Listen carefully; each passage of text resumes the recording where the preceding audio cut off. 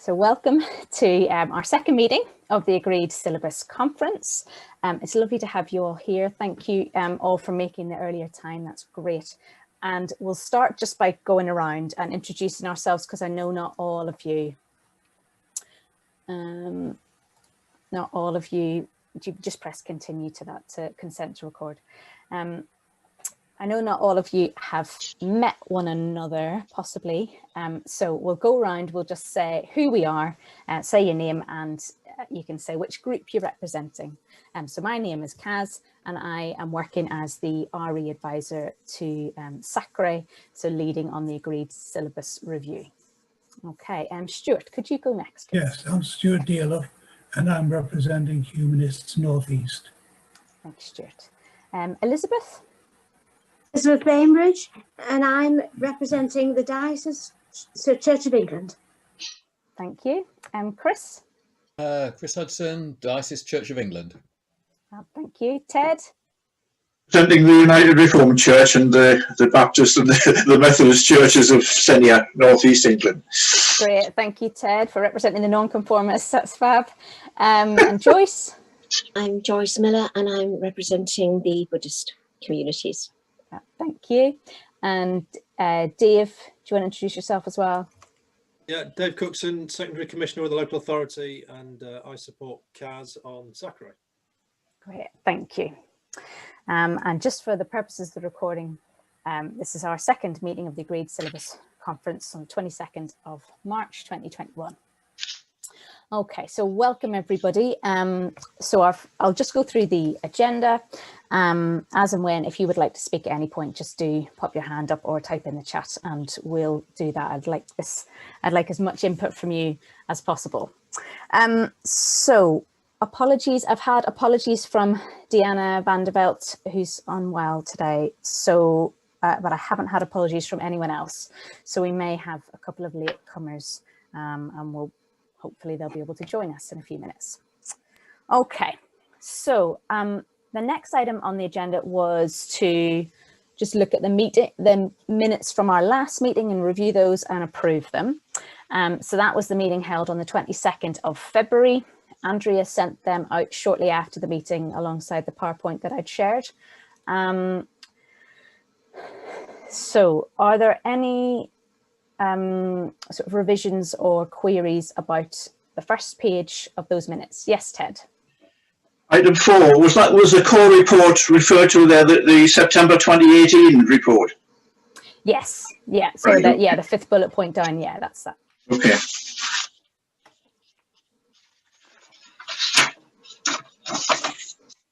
Great, any other questions or queries about the first page of the minutes? No. Okay, and the second page of the minutes, are there any queries or revisions?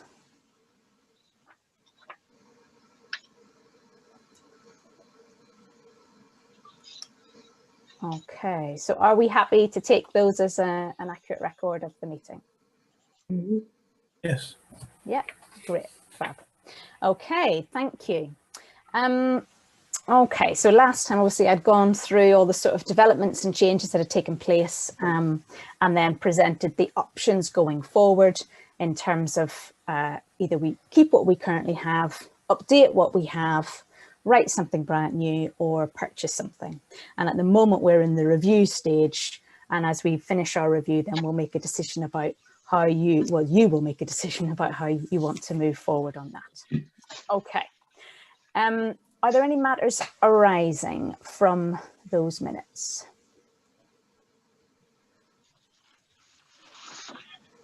No. Okay, and in the any other business last time, Chris had made the really good point about how we don't have all of the faith groups represented that are on SACRE represented in this group. So obviously today we've got Church of England, other Christian denominations, represented nobly by Ted. We've got Buddhism and our humanist representative here as well. Last time we noted that we hadn't got a Hindu representative or a Sikh representative signed up as part of the Agreed Syllabus Conference. So Dave was to invite those, and as part when that invitation went out, Elizabeth kindly volunteered to join us. So thank you very much, Elizabeth, for joining us. Church of England as well. Dave, presumably we haven't heard anything back from those other communities, the Hindu or the Sikh. No, nothing, I'm afraid, Kaz. Okay, thank you. So we'll continue to try and engage with those communities in whatever way that we can as we go through and make our decisions about what we're doing next. Okay, so I think there were no matters arising other than what I've just said. So we'll move on into the next item.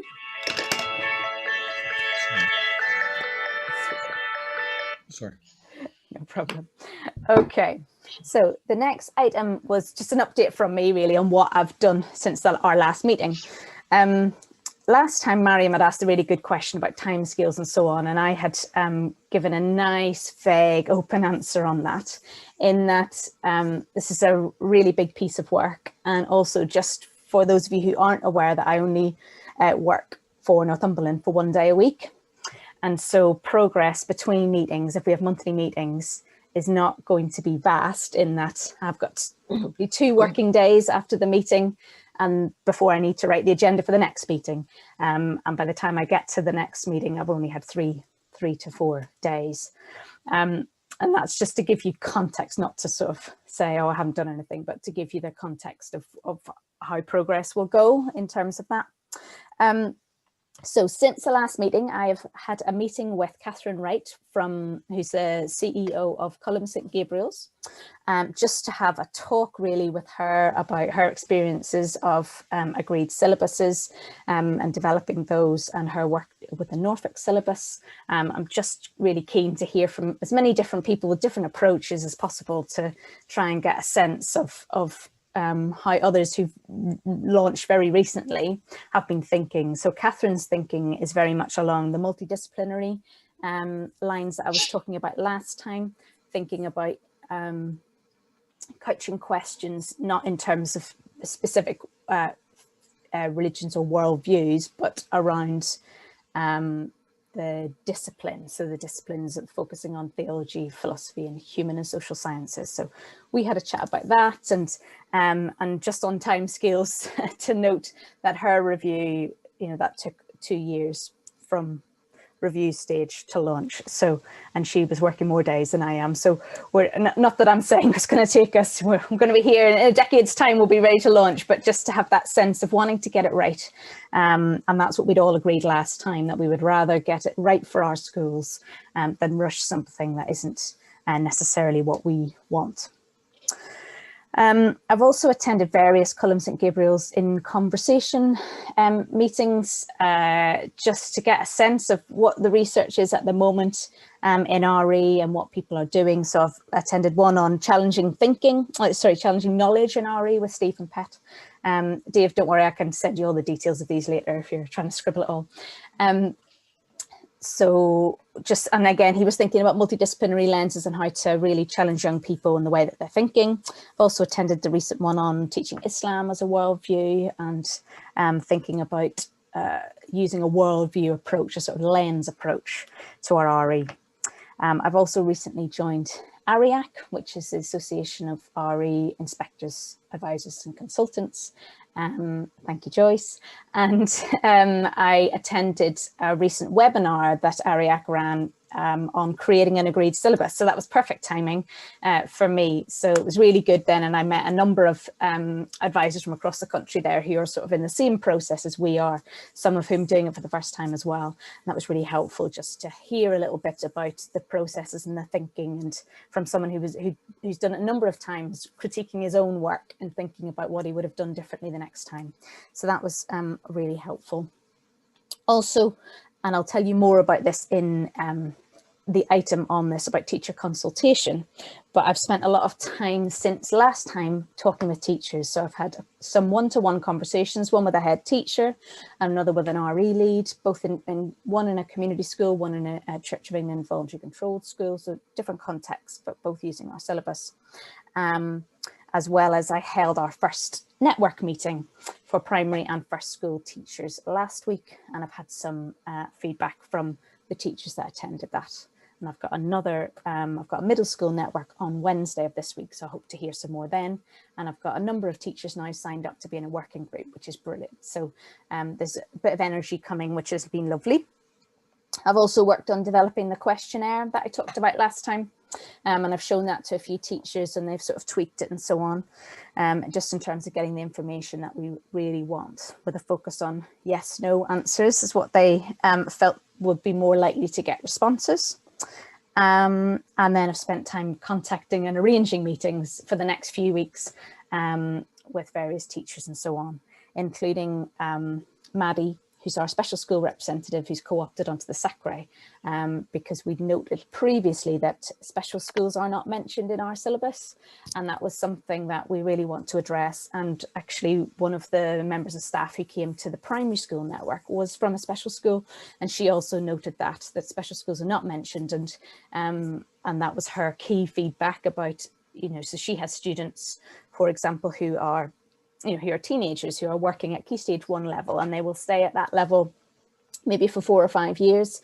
And so she's wanting to explore what can she do without just repeating and repeating and repeating when that child is progressing still at that same level. So that's something that I'm going to explore further with them, and I would like to have a talk with more of those teachers from special schools to see what we can do to work with them.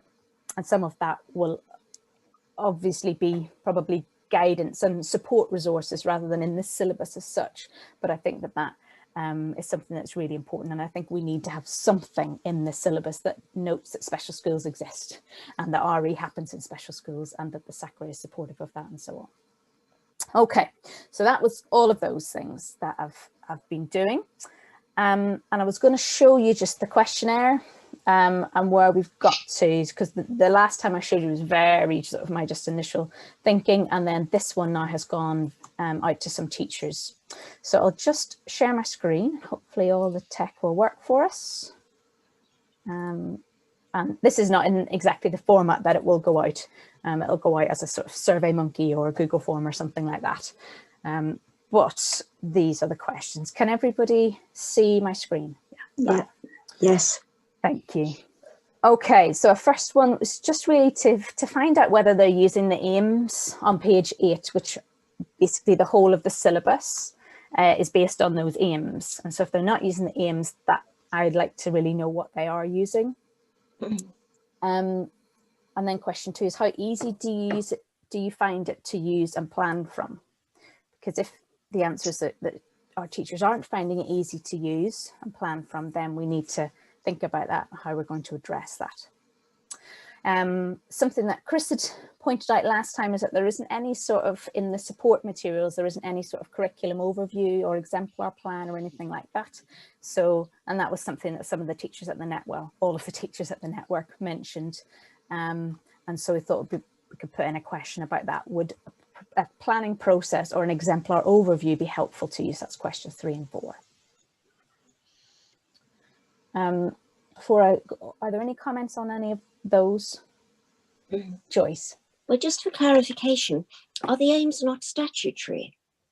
They are statutory, but from the conversations that I've been having, it would appear that some don't understand that.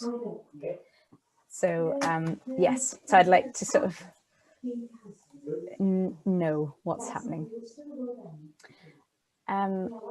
Dave, would you mind or just muting Elizabeth there, please? Thanks. Yes. I think my point is that if you ask them if they use them, they might then think that they're not supposed to, that they actually have a choice, because they have choices about a number of things in relation to the syllabus.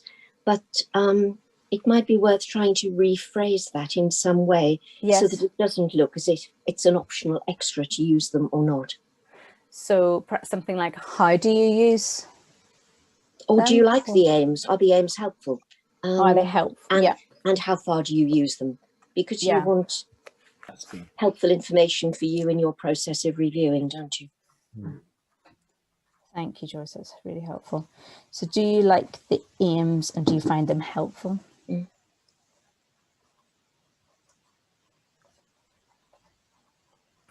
Great, thank you. which I think is probably what I was trying to get to with question 2, but I think that's better. Thank you. Okay, I'll just slide down to the next lot.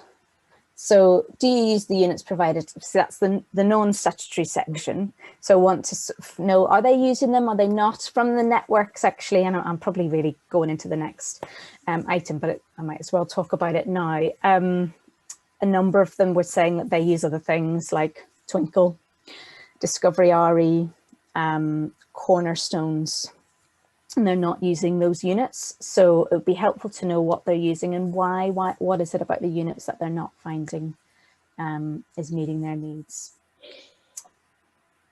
Then number 6, are you clear about the subject content you need to cover? So for example, in the units, if you're doing Christianity, Jesus in year 5, 6, then what are you meant to cover about Jesus? Are you confident in what you're meant to cover? Number 7, does the agreed syllabus enable you to ensure progression and avoid repetition? And then is it clear, is the guidance clear, particularly for those, as I felt that this was perhaps an area where it wasn't so clear. Is it clear if you're moving mid-key stage? So are they clear about what they would do in lower key stage 2 and then upper key stage 2 separately, so that first and middle schools are really clear on what they're supposed to be doing? Does any, and then I'll move on, the next slide is a bit of Ofsted, but does anyone have any comments or questions or on these questions?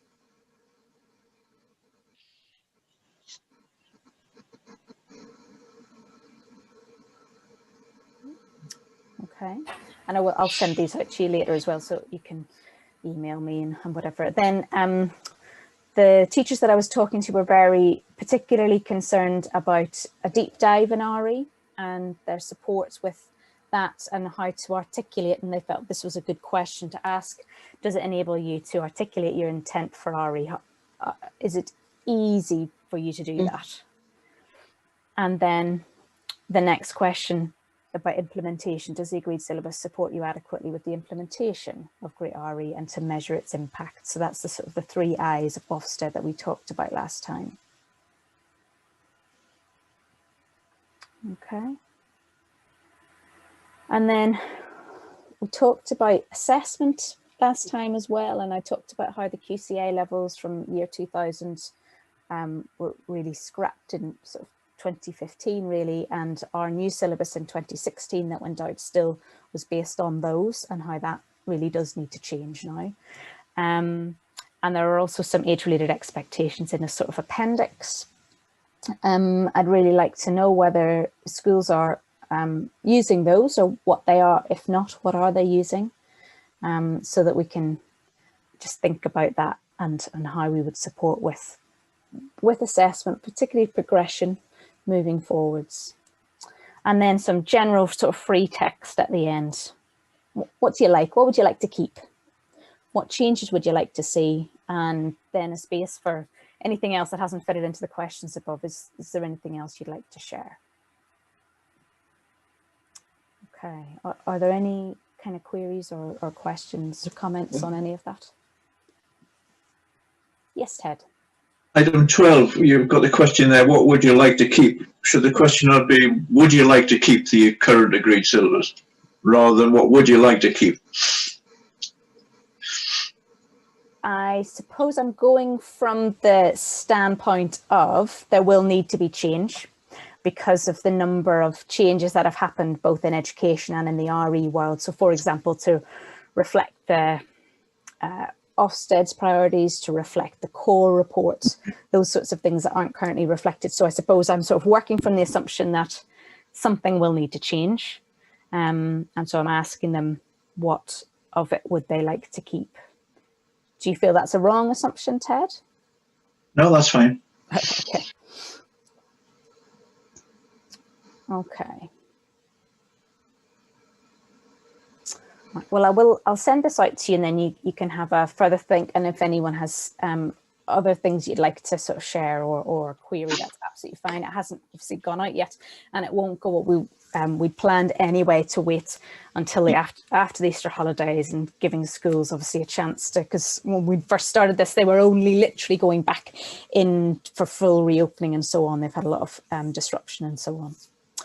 Guys, do you mind if I just come in there? Yes, of course, Stuart. One of the things that struck me when I was reading the Theos report, which I think was 2018, was a section on the way in which various subjects were enjoyed by students. Oh, yes. And one of the things that struck me was how low down RE was. And I wonder if it is possible either in the context of the agreed syllabus or as part of the questionnaire. It sounds a bit trite, but how do you make RE, the study of RE and worldviews, enjoyable for your students?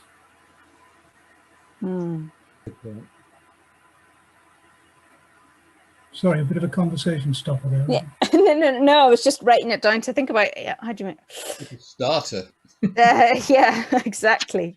Yeah, the same. This was debated at the last when we did the last one as well, Stuart. It's a valid point, and it's you know, how do you make it interesting for people, particularly if they haven't any background in religion or don't know about worldviews. It's very, very important as to how you engage with those people, you know. The adult part of the survey revealed that, and I think there was something like 4,000 participants in the inquiry, said that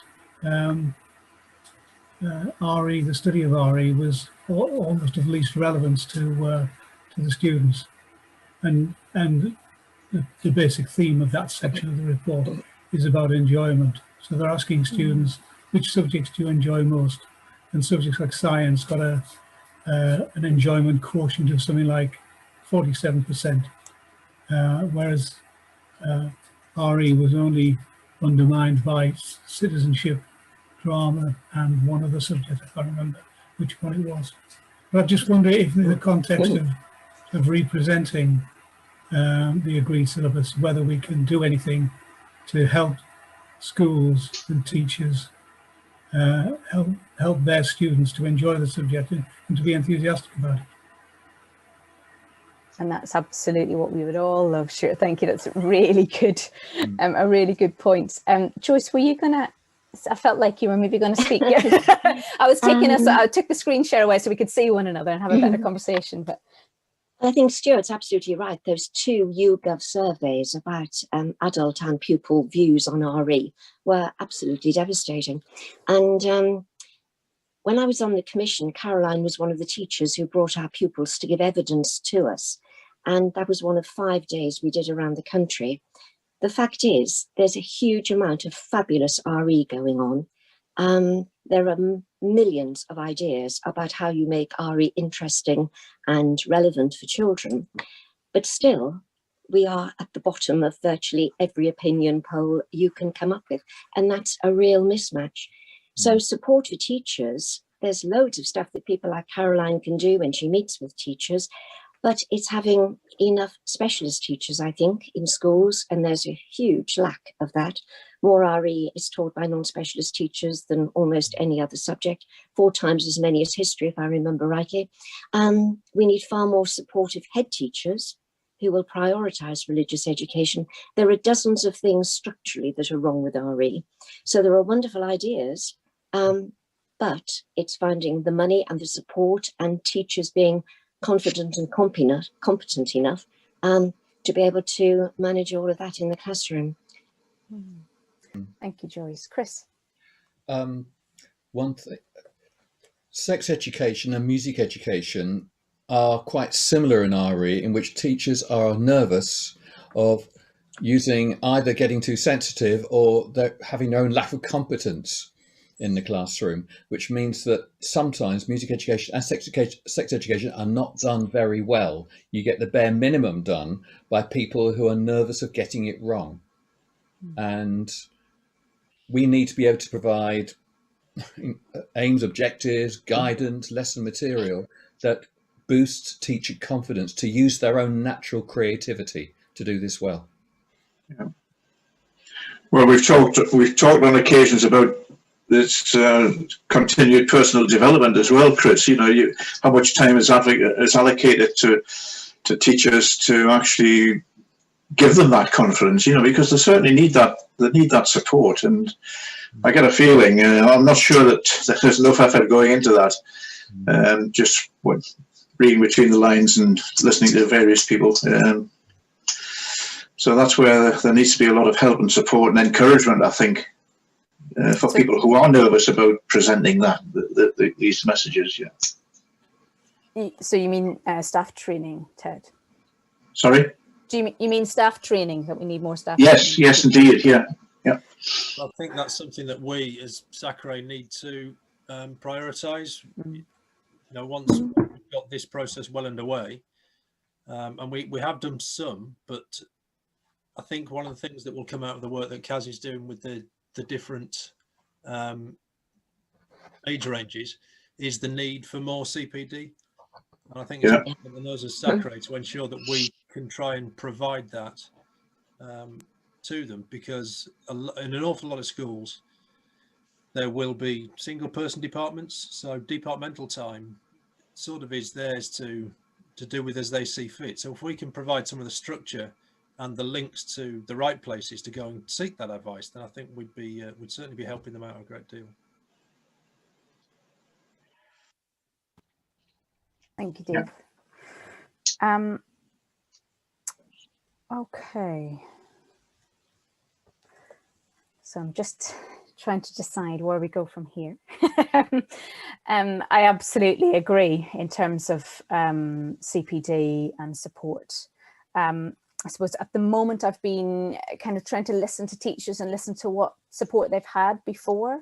So I had a network meeting and last week, and the teachers commented that the first network meeting they'd ever had, and one of them had been an RE lead for 15 years. So I'm glad that I had a network, glad that I set that up and that we had it. And I'm hoping, and there was a bit of enthusiasm there for, well, a lot of enthusiasm when they were asking me at the end of the meeting, when's the next meeting? Which was great. And I was really pleased to hear that. So yes, I had questions. See, last time I was asking the questions about what CPD had gone into supporting teachers with the current syllabus, and what was the impact of that? And we'll get on to that in a minute. Elizabeth, did you have your hand up a minute ago? You say that you're going to circulate the questionnaire straight after Easter. Is there a timeline for that? Is there an expectation that all of the results would be in for, say, summer half term or something like that? That great question. That's something that I was going to discuss with Dave, because we wanted to land at the right time. We were very conscious that schools have had, well, as you know, they've always got a lot on their plates, but this past year has been, you know, unprecedented, unimaginable. And so we decided that we would definitely wait until after the Easter holidays, so that it had time to get all the students back in, and obviously schools are doing testing and all of that. So that's something I'll speak with Dave about, I think, and just get his view on what he thinks is best for Northumberland, and when it will land at the best time to get the highest yield of results. And then, yes, the intention will be to set a deadline and get those results back and report them back to the Agreed Syllabus Conference. And my second part of the question would be, well, I've got three bits. Because you're only doing 1 day a week, I'm very concerned that the analysis will be a very, very big job for you, and that has to be sort of timed and discussed as part of this programme. But I'll do the analysis for Kaz. She's got enough on her plate as it is at 1 day a week without doing that. So that'll be my role, Elizabeth. Oh, great, Dave. Thank you, Elizabeth, for raising that. That's perfect. It's gone straight off my desk. That's perfect. What's the third part? That I get what else? What other perks have you got in mind? And the other thing is, would you be sending that to church schools as well? It would go to the voluntary controlled church schools. Right. So because they are the ones who are using the locally agreed syllabus, because That's the fine. voluntary aided ones will be using the diocesan syllabus. That's fine. That's lovely. Thank you. All right, no problem, Elizabeth. Thank you for those questions. Okay, great. Well, how about we move on to the next item, just to hear from you. I know that some of you weren't involved in the last agreed syllabus conference and review, so you won't be able to tell me about the process that went into that, but you may well be able to share your views on the current provision. But I'd like to just hear a little bit from you and give you a chance to tell me, because I know last time you sort of said last time we did this and last time we did that, and so it'd be helpful just to hear a little bit from you. And the questions that I'd raised and asked people to respond to in the last meeting were what support had been put in place following the launch of the last agreed syllabus, and what was the impact really, how had that gone down with folk. How were decisions made about religion and worldviews and coverage and so on? So the decisions about, for example, Buddhism at Key Stage 4, but not encountered before that, or those sorts of questions. And then your views on strengths and weaknesses. I know I'm giving you lots of questions all at once there, but so that's just nice and wide so you can decide on what you'd like to share. But I'd really like to hear a little bit from those of you who were here last time, what the process was like in terms of the launch and support, and how you feel it went down with schools. And then from anybody after that about the strengths and weaknesses of current provisions, so we can think. I'd like to hear your views as well as the teacher views.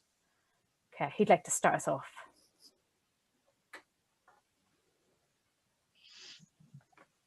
Well, we found strengths and weaknesses. I wasn't part of the being part of the last the group. We found that one of the strengths was being able to draw on and embrace many of the best ideas from other sacraries, and they had obviously been well thought through, and we found that very, very, very, very helpful. One of the weaknesses we established during that was the lack of feedback from, or the perceived lack of feedback from the users. We weren't able to draw much on and develop certain themes because of the lack of feedback from the users. So you mean so lack of we weren't feedback? getting a feel for just how effective the syllabus were and was. You know, this was one of the problems we had, one of the weaknesses. And what training was put in? So when the launch happened, so how did that happen, and what was the training that went into that? I wasn't involved in the launch part of it, involved, unfortunately. okay. I cannot comment on that. Okay, don't worry. Did the legwork beforehand. Okay. I don't know who else was here. I know Stuart wasn't here, and Joyce wasn't here, and I wasn't here. Dave wasn't here. Chris, do you remember what happened at the launch, or? To be honest, it seems such a long time ago. Yeah. I only contributed to a small part of it, Okay. Relating to some local RE, and that's it. So, okay. Thanks. Okay. So it seems that what I'm hearing is that we don't really have a deep sense of how it landed with schools and what the impact has been really over the last 5 years or so. Okay. And in terms of, if we move on to something that everybody can contribute to, it'd be just good to hear a little bit, because last time I'd asked them, though, I was met with a deafening silence, so I've given you a month to think about it, about what you feel are, in terms of the actual syllabus, not the process or the launch or whatever, but our current syllabus, which is the part 1 statutory bit.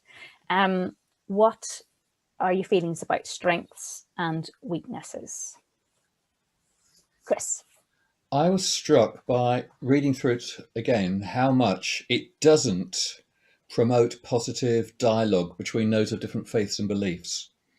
It appears more towards the end of Key Stage 3, and as a teacher, I was able to, in my classroom, to get some very interesting discussion going from different beliefs in Year 6.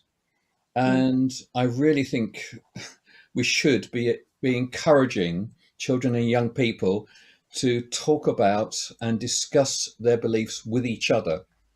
And that actually isn't there in the syllabus. It's not there in the aims or objectives. It's find out, understand, but there's not the actual engagement of compare and contrast what I believe or think with what that person over there thinks or believes. It's very interestingly not there, and I think nowadays we really need the ability to have positive dialogue. Okay, agreeing to disagree, but be able to think about things well. Not that we all believe the same things really underneath. I'm not sure that does it. And I think it was a little bit hopeful and aspirational that deep down we're all sort of vaguely nice to each other, but it didn't actually tackle good discussion, good debate. On one hand, philosophy for children is very good for that, but we haven't actually got those kind of things written into what we do. Yeah, I think you're right. I think you're right, Chris. In having read that, again, I think you're right. And things have changed considerably over the last 5-6 years, and we need to take note of that in the development of this particular thing. So those comments are quite helpful, actually. Could I follow that up? Thank you, Ted. At the moment, there are discussions about cancel culture where that person believes that, oh, we can't have that, we can't let them speak. And to some extent, it's quite a dangerous attitude. If that person believes that, or that person believes this, then we're not going to let them talk. Now, nationally, of course, there's all sorts of discussions about all sorts of things about that. Personally, I think that's a very dangerous thing, and we should be encouraging people to discuss and disagree well. I'm a padre with an ATC group, and we often have open discussions, and it's very, very eye-opening and very, very helpful. And it's encouraging to me to hear the views that are coming backwards and forwards from these young people who are searching for something. Yes. And we need to encourage that searching view, if you like, because that's part of development. Is they need to be continually searching, and we should be encouraging them with our responses and our as well. Yeah. Absolutely. Thank you, Chris. That's really helpful just to hear about that. I think what I'm hearing is the idea of, as well, of, I suppose, facilitating young people in the development of their own, reflecting on developing their own worldview and so on, and that you feel that that's perhaps not explicit enough at the moment. Would that be okay? The ability to engage with others and their beliefs as well, to be able to do that more difficult thing. Yeah, great, thank you. And thank you, Stuart, for waiting. Stuart. If I can be a little bit partial in responding to the question about strengths and weaknesses, I'm not going to claim to have read every word of the existing agreed syllabus, but I was genuinely impressed at the frequency with which worldviews is mentioned, and particularly, for example, humanism is mentioned. And I was particularly struck when I looked again, not having read every word, at the new Durham syllabus, where there is virtually no reference to worldviews and certainly no reference to humanism in their newly published document, their 2020 document. So I think what the current agreed syllabus reveals is a level of enlightenment and broad-mindedness, which I find really encouraging. Yeah, thank you, Stuart. Joyce. I agree with that. I think it is remarkably broad in its approach. Its willingness to look at minority religions as well as the big six is really very encouraging. Its use of the term worldviews is quite unusual. So I think in that sense, Northumberland teachers are ahead of the game. Worldviews discussions are very new in the RE world. They've been around for 5 years in Northumberland, so I think that is a benefit. One of the other things I liked was that it gave teachers quite a lot of responsibility in terms of the choices they can make. They can exercise professional judgment, which is very, very important. At the same time, teachers have to feel confident enough to be able to make those professional judgments and to handle the sort of discussions about belief and opinion in classrooms. And we go back to CPD with all of that. When certain religions are statutory and others can be chosen, that gives a flexibility for teachers. But one of the things I found very confusing in the current syllabus is if you look at the statutory bits, and there are statutory religions named, Key Stage 3, for example, Christianity, Judaism and Islam, the examples that are given to illustrate the aims include Hinduism. And then I think, what, did I misread that? So there are those sorts of errors that I find, well, errors, they confused me. I also think generally there is a massive amount that is included, both in the statutory sections and the non-statutory sections. Teachers are not going to read them. So I think we need something that is much slimmer, much sharper, much shorter, much clearer, more coherent, more progressive, still as broad and as balanced as we can manage. I think there are lots of exciting things we can do. Yeah. Thank you, Joyce. Just to respond to that, in terms of so as somebody who's new to the syllabus as well, reading the examples against the statutory was very confusing to me. When I went back and read the 2013 the RE Council document, it appears that all of those pages are copied and pasted from that, which is why the religions don't necessarily match. And that will be something that, again, we would need to address. Chris? It was a couple of other things. I was struck by how Judaism is Key Stage 1, Key Stage 2, and then it sort of becomes an optional. And I thought, hold it, surely couldn't one of the Judaisms be switched into the senior years, switched with something else? It just seemed to be a lot of in the primary years, and suddenly, what? Which seemed a bit of a shame. The second was the Christianity. Some of the stuff I thought didn't really get to the core of Christianity. Now, I don't know. I'd be interested to hear what Mariam and others from other faiths, and Joyce or Stuart would have to say about their particular bits. But the Christianity stuff was really underwhelming. Sometimes there was lots of content, too much content, as I think Joyce alluded to. And sometimes you haven't really got it there, have you? It was curious. I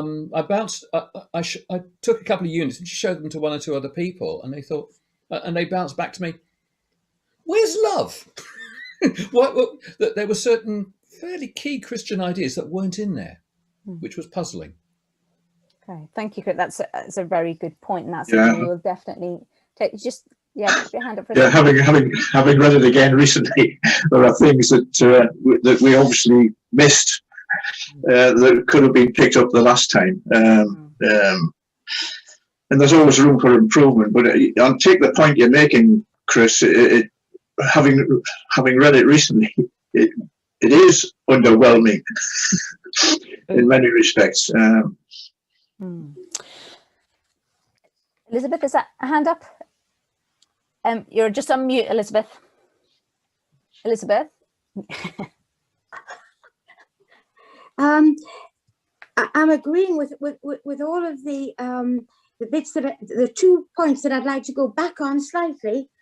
I remember now when we formally introduced the syllabus, it was a very, very formal introduction across the county. But as far as I can remember, there wasn't a lot. There wasn't a training packet. There wasn't a range of training events across the county to support that formal syllabus, introduction of the new syllabus. And I'm wondering, and this is just a reflection, I've done a lot of work at the minute, obviously, on children with special needs, children that are vulnerable, is it because of this perhaps a lack of the Christian part in the last syllabus? Is it to do with the emphasis that is now, for instance, now placed on vulnerable children, vulnerable adults, all those sorts of things? Do we maybe focus too much on what is the big theme of the day? Can you understand that maybe we should look at it again and reflect all of the aspects so that we feel that we haven't sort of maybe gone too much to creating policies on LGBTQ, the lesbian, all of those sorts of issues that seem to be and gender issues that seem to be high on the agenda at the moment, we don't want those sorts of things to unduly influence the way in which we focus on the development of the syllabus, the new syllabus. I hope I've expressed that. Thank you, Elizabeth. So, of course, we'll consider which views to listen to and what things to reflect on as we move forward in terms of making decisions. Joyce, I think you had your hand up. I did, and it was really to respond to Chris's question about the Buddhism section of it, which I would suggest needs a good deal of reworking, a huge amount of reworking, really. My other question about Buddhism is that it occurs in Key Stage 4. And since the syllabus recommends that that all students should be looking at to do GCSE courses, I don't know how many schools do a general RE course in Key Stage 4, which would then use the syllabus. I don't know how many schools do RE at post 16, but it seemed to me that the very best bits of the syllabus are what are down for Key Stage 4 and post 16, and the majority of children won't be having those positive experiences at all. And I would really like to look at some of the ideas that are suggested there and introduce them all the way through the syllabus, because primary school children can debate those questions sometimes better than secondary school children. So let's have a good look at what we've reserved for the older ones and see if we can bring all of that into RE across the board, because then it will be relevant and interesting for children. And I do take Elizabeth's point, we don't want to jump onto too many bandwagons. But if RE isn't addressing the questions children have at the moment, then we're never going to capture their imaginations. So it's a fine balance, I think, Elizabeth. I would.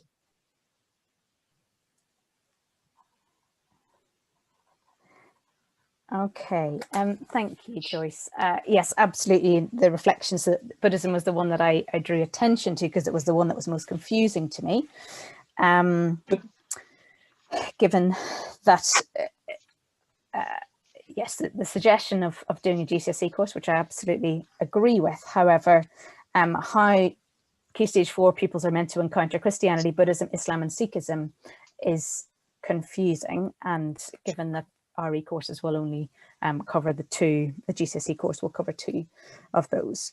I know that some of the secondary and high schools are definitely doing Buddhism as their second religion at GCSE, but there will be, you know, if schools do these as set out, then most children in the county will never encounter Buddhism. So that was something that was a big question for me. And yes, that I thought that was a very interesting point, that Judaism's in there twice at primary, but then Buddhism doesn't get a mention at all earlier on, and in Key Stage 3 as well. Stuart. Just wanted to go back to the content of what is taught and the materials that are available to support that content, and the links with the key questions that are to be sought. The Durham syllabus, which has now been adopted by North Tyneside as well, and I think Hartlepool, as I said, makes little or no reference to worldviews and humanism.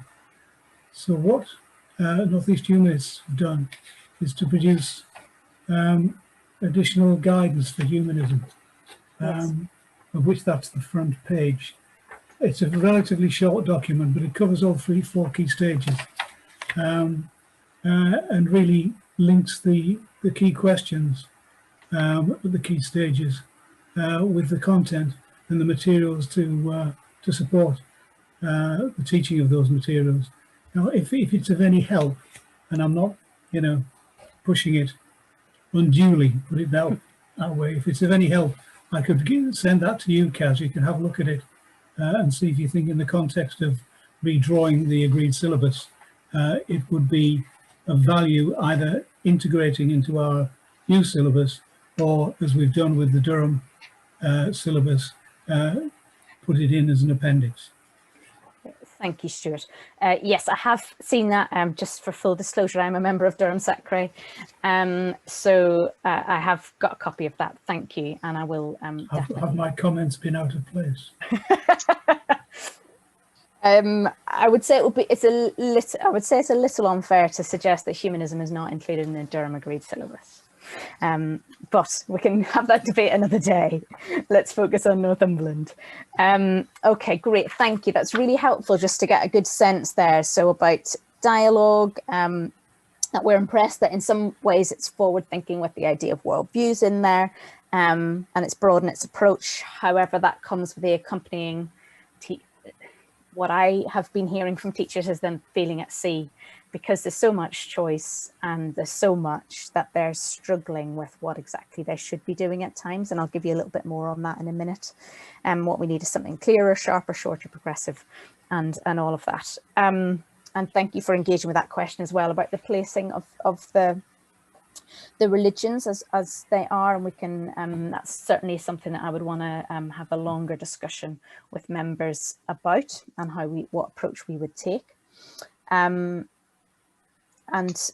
the other big sort of query and sort of source of confusion for me has been that the aims of the syllabus and the actual statutory section of the syllabus was updated and changed significantly in 2016 to reflect the RE Council's national framework that they'd launched in 2013, but the units were not changed in any way to match that.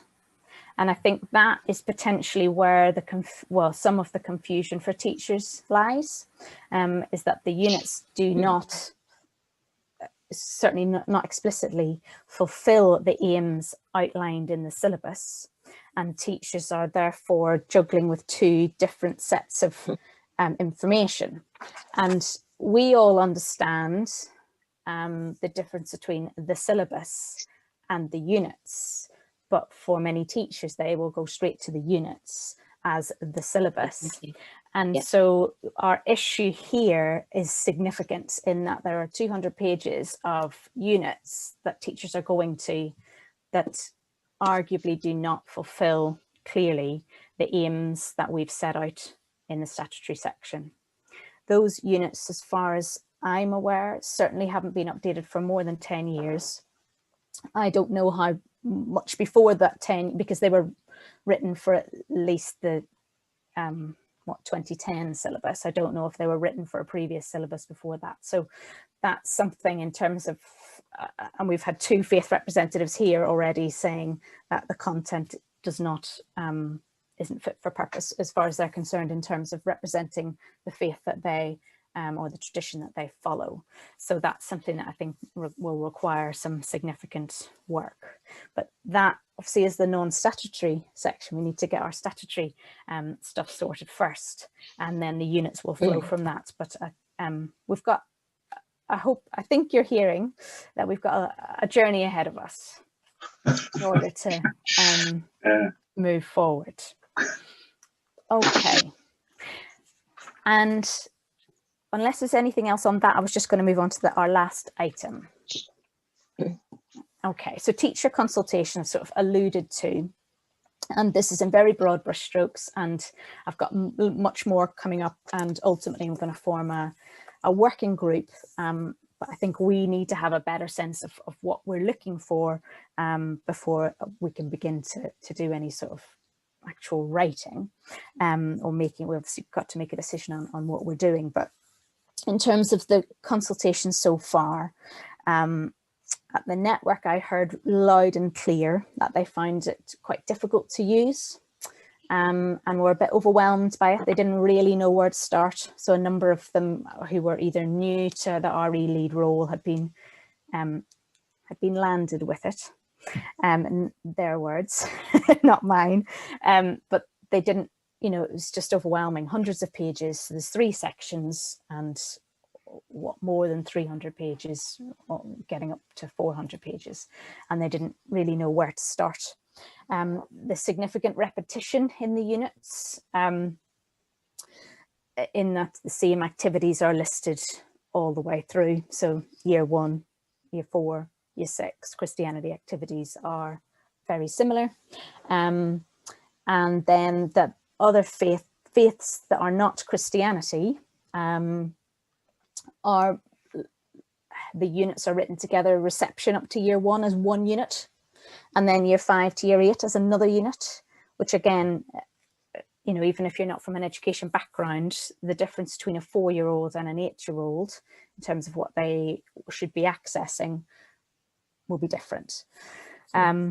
So all of those sorts of things were mentioned, that they weren't clear therefore on the content, because, you know, some of them have been sort of handed and said, I've got year 4 class, do Hinduism, but not sure really on what had gone before and what was coming next and so on. So they felt they needed more guidance on what to cover. They needed more clarity, that they felt they lacked the confidence themselves. And it comes back to exactly what we're having, the conversation we're having about CPD. They lacked the confidence and clarity to be able to interpret the syllabus for themselves, never mind then for the rest of the staff. And therefore they've just chosen to buy something in instead. For example, Cornerstones, which one school has sent me what they're doing, and it is based on festivals alone. And so they're doing 6 world faiths each year and doing that through a festival, which I'll not make further comment, but is certainly not going to fulfill our syllabus and is certainly not going to enable critical thinking. And we also have Twinkle on the cards, as well as Discovery RE, and because they feel that they need something, and they don't feel that they can either access what's there, or they feel that it's not up to date for children in 2021. Yes, that's probably enough of a flavour to give you the sense of how schools and teachers are feeling. So however we feel about it, and I know last time it was noted that it will be a lot of work to change the syllabus. If we are in a situation where the faith representatives in the room are not happy with the content of their faiths, we can perhaps ask others what they think about. Obviously we haven't got Islam, Hinduism, Sikhism, Judaism with us, and there isn't a sort of bespoke humanism unit, but Stuart's already alluded to another resource we could use. But if we've got that and we're listening to the teachers, if we are going to take seriously the views of the teachers who are the ones who are using it, I think there's a strong case for change. And that's, I've got more conversations coming up in the next few weeks. I'm particularly interested to hear in the special schools as well, to hear about what we can incorporate into the statutory section, and then what work we can do in terms of helping with non-statutory guidance to support them.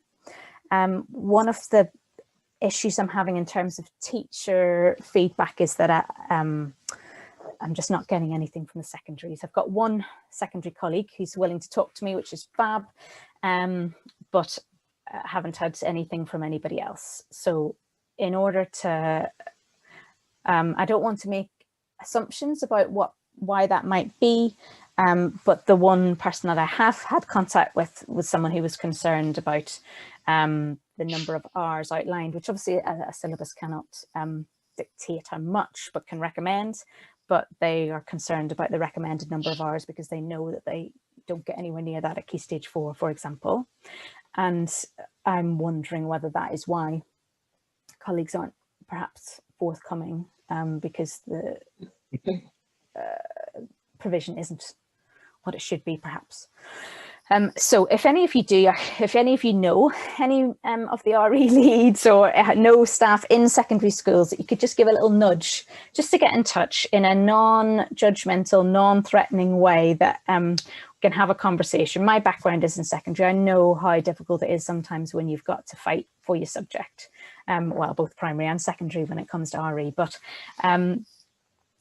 I'd just love to have a conversation with some folk just to see what is actually happening, and then how Sacre can support, because that is our duty as Sacre. And obviously this is a separate meeting, but that's, you know, for Sacre to be there to support them. And you know, for many of them, as Chris said at the very start, some of them will be a department of one in a large school of, you know, maybe 1,200 pupils, and it's a lonely job. So I want to support as much as I can, but we want this to be fit for purpose for our teenagers as well. Ted, did you want to add something? Yeah, in view of your involvement with Durham, Carolyn, have many of these issues been addressed in their revised syllabus?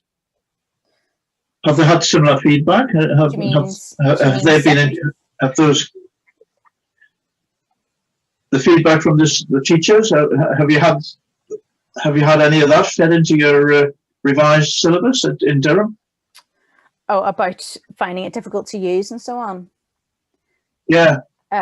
No, that how has that been approached in the Durham syllabus? How have they addressed that? Well, I suppose Durham has had a different setup for quite a long time. They kept subject advisors much longer than other places did, and Isabel Short, the advisor there, has only retired a year ago, and so she had termly networks forever. And the launch has had, well, that was a training session, and then there was training in place via the networks to support as they went along, plus medium-term plans and so on like that via the network. So I suppose that is how that is tackled. Okay.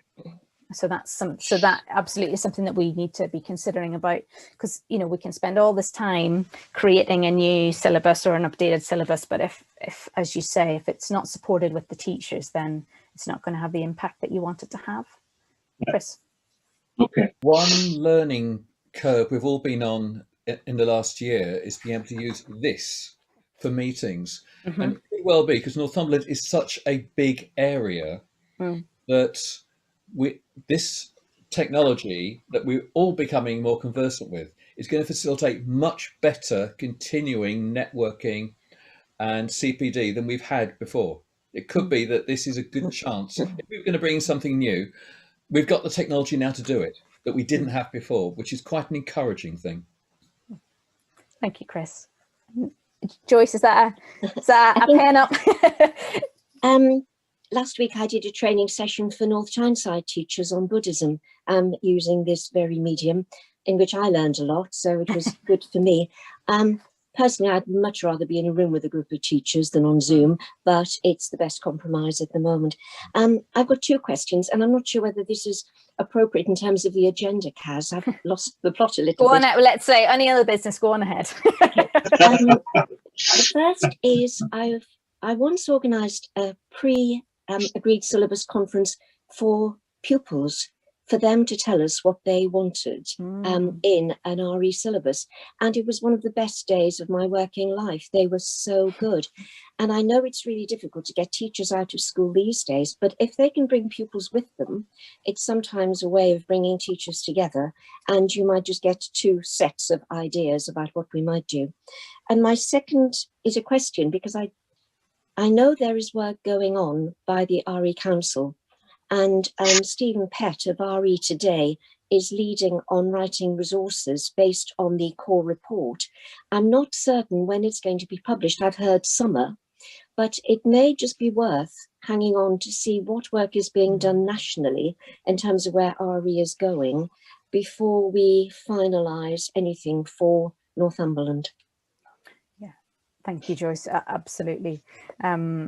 And I understand that Ofsted are planning to bring something out in the summer as well, providing some more guidance for Ofsted inspectors about what they perceive to be good RE as well. So that will be something that I would definitely be hanging fire to hear more on both of those.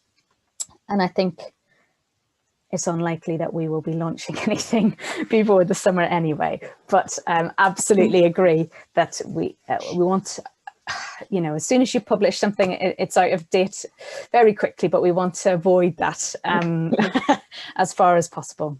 Great. Thank you. Was there anything else anyone wanted to ask or say before we draw this meeting to a close? Great, thank you. It's been really helpful to hear people's views tonight. Thank you for coming ready to share and for being confident to share your views, because it just makes the meeting flow and helps us to move forward. That's brilliant. The date of the next meeting is Monday the 19th of April, back to the sort of normal time of 4 o'clock. Okay, and so an agenda and link will be sent out a week prior to that. So that was Monday the 19th of April at 4 o'clock, and that's it's noted on the agenda for this one if you didn't catch that. Okay, thank you. Dave, were you gonna